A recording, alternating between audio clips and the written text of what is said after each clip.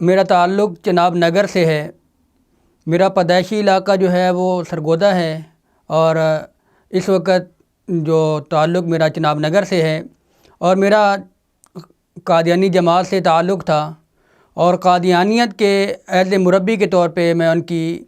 خدمات کر رہا تھا۔ مرزا غلام قادیانی کی تبلیغ کو دوسرے لوگوں تک پہنچانے میں جو ہے وہ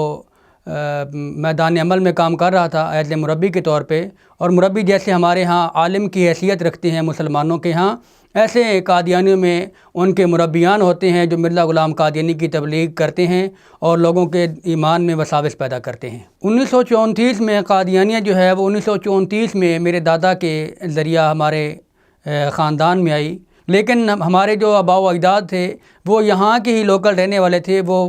ہندوستان سے ہجرت کر کے پاکستان نہیں آئے تھے، بلکہ میرے دادا نے 1934 میں قادیان میں جا کر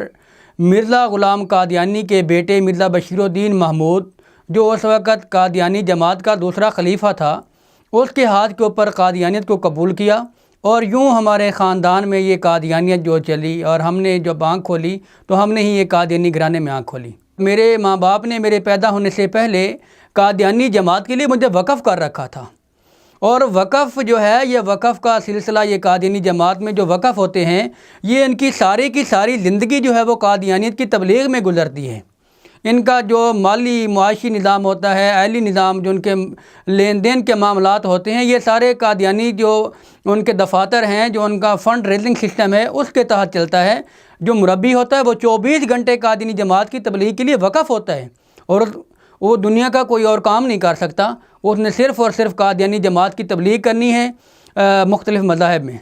جس گھرانے میں ہم پیدا ہوئے، بچپن سے مرزا غلام قادیانی کی محبت ہمارے دلوں میں ڈالی جاتی رہی، اور یہ بات ذہن سازی کی جاتی رہی کہ آپ نے بڑے ہو کر مربی بننا ہے، اور آپ کی ساری زندگی قادیانی جماعت کے لیے وقف ہے، اور آپ نے علماء سے اس قدر ہمارے دلوں میں نفرت ڈالی جاتی رہی، اور ایون کہ یہ جتنے بھی ہمارے تبلیغی جماعت والے آتے ہمارے گاؤں میں یا ہمارے چناب نگر میں جو مسلمانوں کی مساجد ہیں وہاں پہ آتے، یا جہاں بھی ہم تبلیغ میں تھے، تو جب یہ تبلیغی جماعت والے یا کسی بھی مولوی کو دیکھتے تو انتہا درجے کی نفرت کا اظہار ہم سے ان سے کرتے۔ وہ ایک راستے سے آتے، ہم وہ راستہ ہی بدل دیتے کہ کہیں ہمیں ان کی شکل دیکھنا بھی گوارا نہ تھی، یعنی کہ اس حد تک ہمارے دلوں میں ان سے نفرت تھی۔ تو اسلام لانے کی جو سب سے بڑی وجہ ہے وہ یہ ہے کہ وہ اللہ کا فضل تھا۔